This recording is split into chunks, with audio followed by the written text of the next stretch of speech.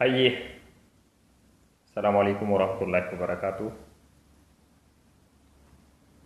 Kanneen nagaa jechuun isiniif hin mijanne nageenyi koo bakka jirtanitti isin akka qabu. Nagaa jechuun dirqama. Nagaa malee nagaa wal gaafatu malee Oromoo walitti hin deemu. Mana boo'ichaallee deemu.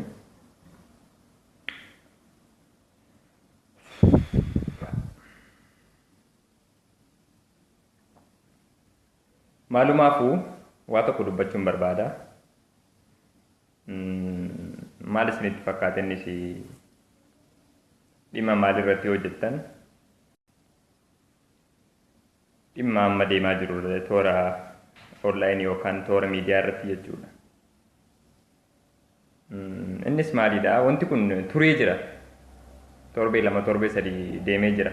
Inni duraanii akkuma jirutti ta'ee inni torbee lamman sadan kanaa garuu waan addaa nuti ta'eeti. Akka jedhu Oromoo yoo mammaaku sa'a gaafaa mana seenuu hin dhorkinii ofiifuu gaafni isa dhorkaa jedha. Jiru dhiifama naa godhaati shamarran keenya. Shamarran yoo jedhamnu hundi keenya iyyuu maatii keessatti yookaan mana keessatti ni qabna wajjin jiraataa jira jechuudha jireenya hawaasummaa keessatti. Dubbiin shamarraniin eegale yaa'iin shamarraniin eegale qaaba hin qabu dhuma hin qabu. Shamarran jechuun waa gaariis ni dalaydu waa badoos ni dalaydu. Tokkoffaa toora miidiyaa hawaasummaa jechuun yookaan sooshaal miidiyaa wanti jedhamu kun namoonni kallattii adda addaa irraa jechuudha akka barbaadanitti karaa salphaa ta'e wal quunnamuudhaaf haala baay'ee mijateedha yeroo ammaa keessatti. Waan kana garuu itti fayyadama isaa yoo wallaallee jenne akka farda luugama osoo hin qabaatin irra baaneeti jechuudha. Farda ni beektu miti hundi keessanuu Oromoo biratti fardi kabaja qaba. Abbaan farda qabullee kabaja qaba. Farda jechuudha yoo luugama isaa hin eeggatin yoo akkaataa qabaasaa hin beekin hallayyaatti si hin gale jechuudha. Sooshaal miidiyaan yookaan miidiyaan hawaasummaas akkuma sana jechuudha. Shamarran keenya waayifaayi tola argattanii jireenya gaarii keessa jiraachaa lammii keessan qaama keessan biyya keessatti akka kana dhiigaa fi lafeensaa burkutaa'aa jirutti jechuudha isin. Yeroo sagal of biraa waan qabbanaa dhugaa waan gaggaarii nyaachaa waan barbaadan godhaati jirtu. Oromoon yeroo ammaa irratti akka nama muka qanxariirra dheeraa hundee irraa eegalee osoo saroobuu yookaan osoo harkaan akkana jedhu dhaqee qanxariira yookaan gubbeerra qaqqabee deebi'ee lafatti gala. Namoonni waan akkasii Oromoon hin ta'a jettanii yaaltanii fi kun abjuudha hin milkaa'u. Oromoon kaayyoon isaa galmuma gahaa fi waan ba'eefis bakka isaanii gahaa garuu seenaan isin komata warreen hamma dhuftanii Oromoo walitti buusaa jirtan toora miidiyaa irratti jechuudha. Seenaan isin gaafata. Namni seenaa waan gaariidhaan katabsiifataa isin osoo Oromoof waa tokko bu'aa hin buusin badiin isin raawwattan Oromoo walitti buusee kaayyoo Oromoo duubatti deebisuudhaan seenaa gaarii isiniif galmeessa jechuudha. Har'a akka qoosaatti lafa kaa'aa jirtu. Of eeggadhaa. Guraageetu maal jette isinitti fakkaate yeroo tokko naannoo sabaaf sablamoota kibbaa yookaan walqixxee bakka jedhamu irratti baay'inaan konkolaattotni Jimma irraa ka'uudhaan gara Finfinnee deeman ni jiru.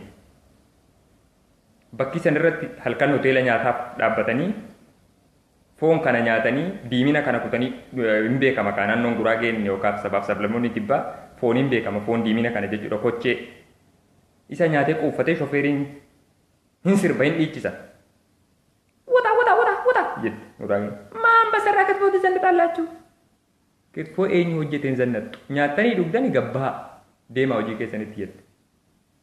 Hamma isin warri teessanii toora miidiyaa irratti maqaa Oromummaatiin sabaa walitti dirtan kun isa eenyu lafee isaa daakee isa eenyu dhiiga isaa dhangalaasee isa eenyu mana isaa dhabe isa eenyu ilmoo isaa dhabeen isin har'a taatanii maqaa Oromootiin baatanii dubbattu hin salphattanii xiqqoo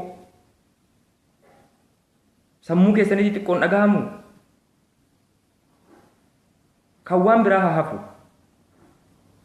hoolaa hoomaa leencaa hoolaadhaan durfamurra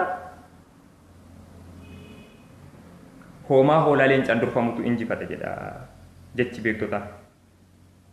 Hoolaan yoo baay'ee attamii ta'ee fuuldura isaarra leenci tokkichi ajajee ni injifata jechuudha. Sababiin isaatis dura bu'aansaa yookaan mootiinsaa leenca waan ta'eedhaaf tooftaatti lolan beeka. Leenca tuuta hedduu qabaatee immoo dudduuba isaarra kan jiru leenca tuuta hedduu qabaatee fuuldura isaarra kan isa ajaju hoolaa ta'ee jennaan dhumaatiinsaa dhumaatiidha jechuudha. Leenci kun waa tokko bu'aa hin qabu jechuudha. Oromoon kan akkas ta'uu hin qabu. Sabni keenya akkas ta'uu hin qabu. Lammiin koo akkas ta'uu hin qabu. Ajajaan nu barbaachisa. Ajajaan waan kam keessattuu nama barbaachisa.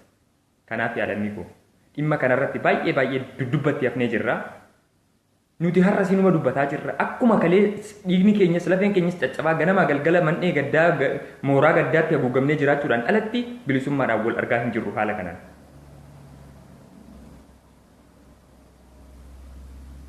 Ilmaan abbaa tokkoo kaatee wal dhabdi. An fakkeenyaaf maqaan koo Taajuu haa ta'u, obboleessi kiyya Kaamil haa ta'u. Aniif Kaamil kaanee wal dhabna. Aniif Kaamil wal dhabne jennee mana kanatti adda kuttannee mana abbaan keenya nu ijaare kana bakka lamatti kunnee kaane ati jiraadhu jenneeti wal dhabnee jiraanna. Miti. Kallattii aniif Kaamil mana tokko keessatti jaalalaa fi tokkummaan jiraannu nutti mijeessina malee ilmaan abbaa tokkoo waan taaneef adda hin baafnu. Waa'ee alaabaa irratti yoo deemnee jennee amma fakkeenyaaf alaabaan adda addaa dhimma Oromummaatiin bahee